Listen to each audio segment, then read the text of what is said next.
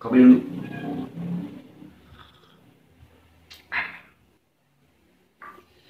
Halo, selamat datang kembali di catatan Peter. 10 Oktober, sekarang tepatnya ketika video ini dibuat, merupakan hari peringatan untuk kesehatan mental sedunia. Semoga mental kita tetap sehat, tetap kuat, tetap tangguh meskipun dihajar mati-matian, dihajar keras-keras oleh keadaan, oleh realita gitu ya. Dan semoga teman-teman yang sedang berjuang untuk yang sedang berjuang untuk pemulihan kondisi mentalnya, semoga segera menemukan jalan yang tepat gitu ya, menemukan cara yang tepat untuk segera pulih dari kesehatan mentalnya ya. Amin.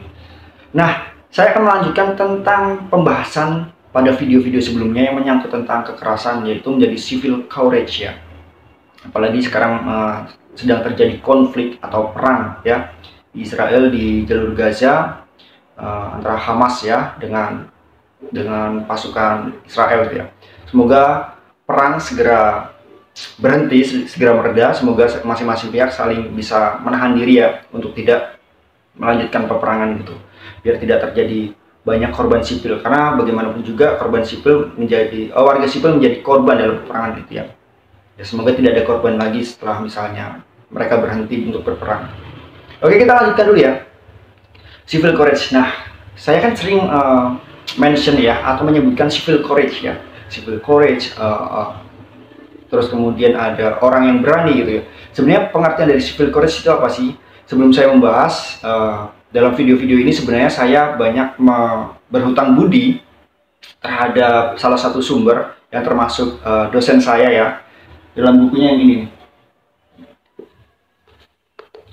ya, Demokrasi dan Sentimentalitas, yang ditulis oleh Budi Hardiman, Profesor Francisco Budi Hardiman ya, seorang dosen filsafat di Universitas Pelita Harapan. Nah, buku ini bagus ya, silahkan teman-teman kalau misalnya mau membaca buku ini bisa didapatkan di toko-toko buku. Oke ya, misalnya letakkan sini aja biar nggak jatuh. Oke, yang pertama, pengertian dari civil courage ini dalam bentuk masyarakat sebagai warga negara adalah pengertian seperti ini. Civil courage merupakan keutamaan demokratis warga negara yang mengacu pada semangat konstitusi dan hak-hak asasi manusia. Ya, jadi kalau misalnya semangat konstitusi itu seperti misalnya kita kan mempunyai hak ya, mempunyai hak sebagai warga negara, mempunyai hak yang diatur dalam undang-undang gitu ya, yaitu hak-hak kemanusiaan, hak asasi kemanusiaan, seperti misalnya mendapatkan pendidikan, mendapatkan pelayanan kesehatan, mendapatkan tempat tinggal, kemudian mendapatkan layanan fasilitas publik dan lain sebagainya. Itu merupakan hak-hak asasi manusia ya, dan semuanya itu diatur dalam undang-undang atau di dalam sebuah konstitusi gitu ya. Nah, kalau misalnya kita sebagai warga negara yang hidup di negara demokratis Indonesia, kemudian hak-hak itu yang sudah di konstitusi itu dilanggar, maka itu merupakan salah satu bentuk kekerasan. Nah, civil courage menganjurkan untuk kita selalu mengutamakan demokratis ya, keutamaan demokratis warga negara yang mengacu pada semangat konstitusi. Jadi kita juga tidak boleh untuk melanggar dari apa yang sudah ditentukan oleh negara gitu ya, atau yang hak-hak kita yang sudah ditentukan oleh warga negara. Hak kita sebagai, misalnya hak saya sebagai warga negara tentu ya sama gitu dengan kalian yang menonton video ini sebagai warga negara, mendapatkan pendidikan, mendapatkan pelayanan kesehatan, menikmati fasilitas publik, kemudian bebas memilih beragama, bebas untuk beribadah. Itu sama ya, kita sebagai warga negara. Jadi ketika misalnya saya melanggar atau tidak memperbolehkan misalnya teman-teman yang menonton video ini untuk menikmati hak-haknya, berarti saya telah melanggar konstitusi ya, melanggar hak-hak asasi manusia yang sudah diatur oleh negara di dalam undang-undang. Nah, itu berarti saya melemahkan civil courage sendiri ya, artinya saya tidak mengutamakan sebagai warga negara yang demokratis. Nah, itu pengertian yang pertama. Oke. Nah, civil courage juga dimengerti atau dipahami sebagai keberanian kita untuk menyatakan pendirian secara publik ya, meski ditentang orang-orang lain. Jadi ketika kita berani untuk menyatakan pendirian kita ketika misalnya ada kekeliruan, ada semacam penindasan, ada semacam diskriminasi di dalam kelompok. Misalnya kita kan hidup bersosial gitu ya, hidup dalam kelompok sosial masyarakat.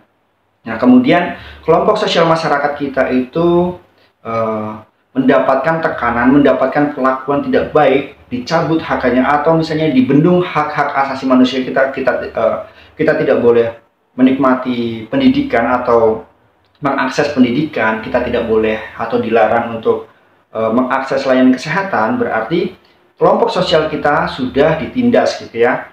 Maka misalnya saya secara pribadi yang menjadi civil courage, saya harus berani untuk menyatakan pendirian secara publik bahwa misalnya apa yang dilakukan oleh mereka ketika menindas kelompok masyarakat saya itu adalah hal yang tidak baik, itu adalah melanggar hak asasi manusia.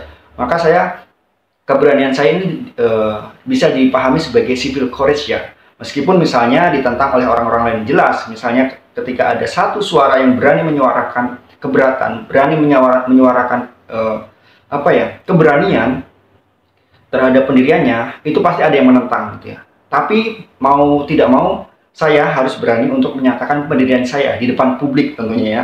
Itu adalah salah satu bentuk civil courage atau pemahaman dari civil courage seperti itu. Oke? Bentuk pemahaman dari civil courage berikutnya masih berhubungan dengan yang sebelumnya ya, yang berani menyatakan pendirian di depan publik. Nah, bentuk yang berikutnya merupakan civil courage adalah apa yang kita ungkapkan ya, keberanian kita, apa yang kita ungkapkan di publik itu harus memiliki bentuk atau isi publik juga, bersifat publik, bersifat umum gitu ya. Bukan bersifat pribadi atau privat gitu ya. Artinya ya, saya menyuarakan meskipun saya sendiri berani menyuarakan pendirian saya di depan publik, tapi suara saya adalah untuk orang banyak, berorientasi pada kebaikan bersama gitu ya. Jadi bukan semata-mata untuk keuntungan diri saya sendiri, tapi nyata-nyata untuk kebaikan bersama gitu, bahwa kelompok sosial saya tidak boleh ditindas seperti itu, bahwa kelompok sosial saya harus bisa mengakses kesehatan, harus bisa mengakses pendidikan, harus bebas menentukan pilihan beragamanya sendiri, harus bisa untuk beribadah gitu ya, dan lain sebagainya. Jadi isinya ketika saya berani mengungkapkan pendirian saya di depan publik, itu bukan atas dasar kepentingan saya sendiri, bukan atas kepentingan pribadi saya sendiri, tapi untuk kepentingan bersama, untuk kepentingan publik ya. Itu adalah salah satu bentuk civil courage ya. Oke? Nah, ada juga yang dipahami sebagai civil courage dipahami sebagai imbauan atau ajakan ya, atau misalnya ya semacam menghimbau suara hati sesama warga negara ya, sesama warga masyarakat gitu, untuk menghentikan penindasan dan mengubah keadaan gitu. Jadi ya, ini berurutan dengan yang poin kedua tadi ya, ketika saya berani untuk menyuarakan pendirian saya di depan publik yang bersifat suara saya juga atau pendirian saya itu bersifat publik, artinya tuntutan saya bersifat publik ya, bukan privat, bukan keuntungan diri sendiri. Setelah itu ada suara hati yang menghimbau saya atau sesama warga untuk juga menghentikan penindasan gitu ya, untuk juga menghentikan penindasan dan kalau bisa mengubah keadaan ya, mengubah keadaan dari penindasan ya, jangan ditindas gitu ya, nggak boleh ditindas gitu. Keadaannya itu harus sama-sama baik, harus sama-sama adil. Sesama warga negara, warga masyarakat itu harus sama-sama mendapatkan haknya, harus sama-sama mendapatkan hak konstitusinya ya, sebagai warga negara, sebagai warga masyarakat. Itu salah satu bentuk civil courage, yaitu mengimbau suara hati sesama warga negara atau sesama warga masyarakat untuk menghentikan penindasan dan mengubah keadaan. Civil courage. Dan yang berikutnya adalah civil courage merupakan tindakan tanpa kekerasan, tidak merendahkan lawan, tidak memaksa orang lain ya.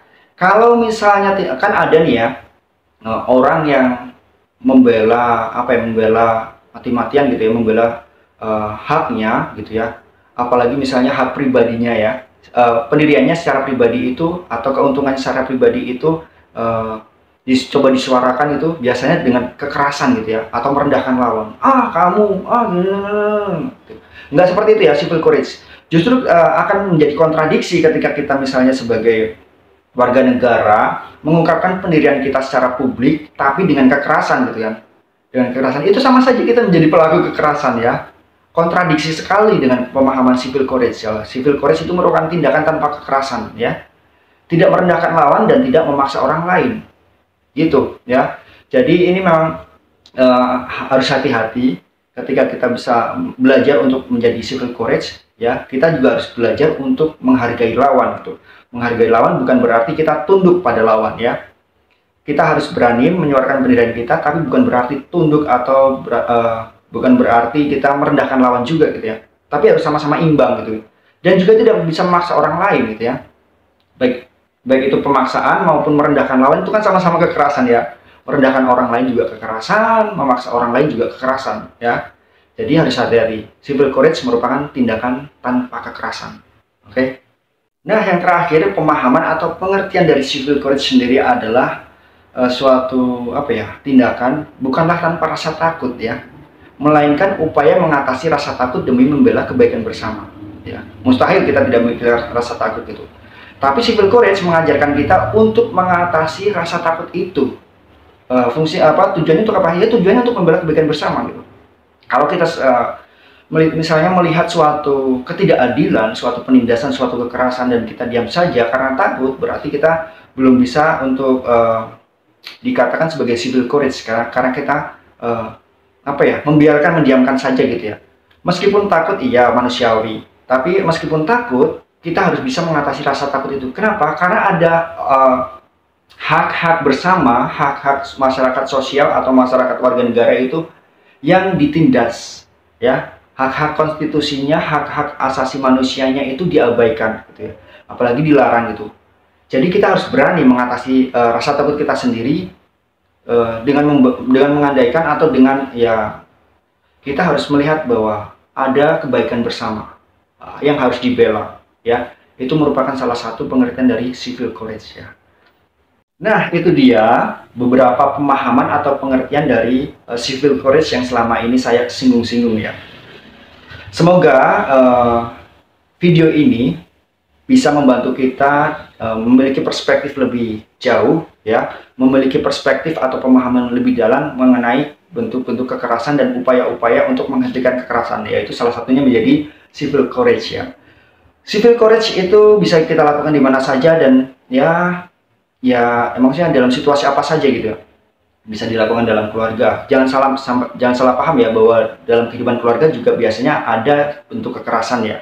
Salah satu indikasi yang bisa kita amati secara sederhana misalnya dalam keluarga adalah ketika misalnya anak-anak dilarang berbeda pendapat dengan keras dengan orang tuanya. Kamu nggak boleh ini, ya. Kamu dilarang ini, kamu dilarang itu, kamu jangan mengucapkan ini, kamu harus nurut gitu.